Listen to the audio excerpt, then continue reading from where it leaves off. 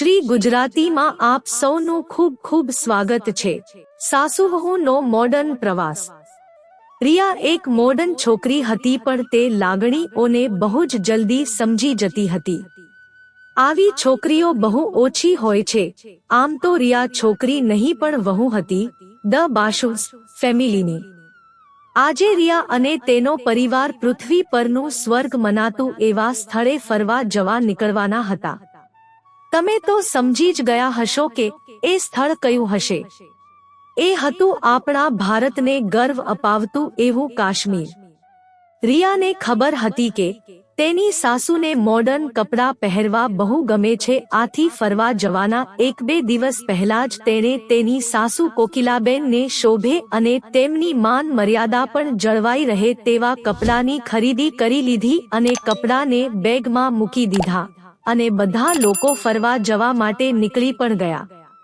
રિયા રસ્તામાં એની સાસુનું વીતી ગયેલું જીવન વિચારવા લાગી અને તે વિચારના ચગડોળે ચડી ગઈ અને વિચારવા લાગી કે પોતાના મનને કાબૂમાં રાખવા કેટલી મુશ્કેલી પડતી હશે જ્યારે કોઈ પોતાના ઉંમરની જ સ્ત્રી પોતાથી ના થઈ શકતા શોખ કરીને ફરે, જ્યારે એવું પણ ન હતું કે રૂપિયા ટકે કોઈ વાંધો હોય। બસ ખોટ હતી તે એક જ વાતની કે બધાના મનની વાત જાણી લેનારના મનની વાત કોઈ જાણી શકતું નહોતું। રિયા જ્યારે સગાઈ પછી સાસુ સાથે શોપિંગ કરવા જતી ત્યારે કોકિલાબેન સાડીઓ સાથે હંમેશા એક જોડી વેસ્ટર્ન કપડાની લેવા પણ આગ્રહ કર્યા કરે। પછી ધીમે ધીમે રિયાને એ વાત સમજમાં આવવા લાગી હતી કે જે શોખ એમની સાસુ એ નથી કર્યા એમની જવાનીમાં, એ બધા જ મોજ શોખ એ એમની વહુને કરાવવા માંગતા હતા। વિચારોના ચગડોળે ફરતા ક્યારે કાશ્મીર આવી ગયું એ વાતનું ધ્યાન રિયાને રહ્યું જ નહીં, પરંતુ એમાં એનો બહુ વાંક પણ ન કાઢી શકાય કેમ કે ફ્લાઇટમાં અમદાવાદથી કાશ્મીર જતા બહુ વાર ના લાગે। કાશ્મીર પહોંચ્યા તે પહેલા તેમનો ગાઈડ એરપોર્ટ ઉપર તેમની પ્રતીક્ષા કરતો હતો। તેઓ ફ્લાઇટમાંથી ઉતર્યા તેની સાથે ગાઈડે તેમને શોધી લીધા અને હોટલમાં લઈ ગયો। બધા થાકી ગયા હતા એટલે હોટલમાં પહોંચતા જ પ્રવાસના થાકના લીધે જમ્યા વગર જ સૂઈ ગયા।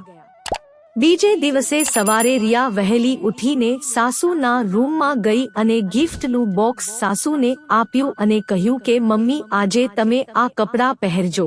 ત્યારે કોકિલાબેન એ ગિફ્ટનું બોક્સ ખોલીને જોયું અને ગિફ્ટ જોતા જ તે રડી પડ્યા અને રિયાને ભેટી પડ્યા। કોકિલાબેનની ખુશીઓ એમની આંખોમાં દેખાઈ આવતી હતી। કોકિલાબેન જલ્દીથી તૈયાર થઈને બહાર આવ્યા અને કોકિલાબેનને જોતા જ રિયાના સસરા રમેશભાઈ અને કેલ્વિન એકબીજાની સામે જોતા જ રહી ગયા અને કેલ્વિન બોલ્યો, વાહ મમ્મી, બહુ સરસ લાગો હો, સાડી કરતા વધારે તો આ કપડાં તમને શોભે છે। આ સાંભળી કોકિલાબેન અને રિયા એકબીજા જોઈને હસી પડ્યા। કોકિલાબેન પાસે લાખોના ઘરેણાં તો હતા, પણ જે ખુશી એમને આ કપડાં પહેરીને આવી એટલી ખુશી મોંઘા ઘરેણાં પહેરીને પણ આવે એમ ન હતી એવું મનોમન વિચારી એ મનમાં જ હસવા લાગ્યા અને એમના ચહેરા પર એક અલગ લાલી છવાઈ ગઈ અને એમની પુત્રવધુ ઉપર હતું એના કરતાં વધારે માન થવા લાગ્યું। જો દરેક સાસુ અને વહુનો સંબંધ આવો થઈ જાય તો દરેક પરિવારમાંથી દુઃખ ગાયબ થઈ જાય અને સુખની ગંગા વહેવા લાગે અને વર્ષો જૂની માન્યતાઓ બધી ખોટી પડી જાય। મિત્રો, જો તમને વિડિયો પસંદ આવ્યો હોય તો લાઈક કરો, શેર કરો અને અમારી ચેનલને સબસ્ક્રાઇબ કરશો જેથી તમને આવા નવા વિડિયોની નોટિફિકેશન મળતી રહે અને તમારો જીવન સુખી અને સરળ બની જશે। વિડિયો જોવા બદલ તમારો ખૂબ ખૂબ આભાર।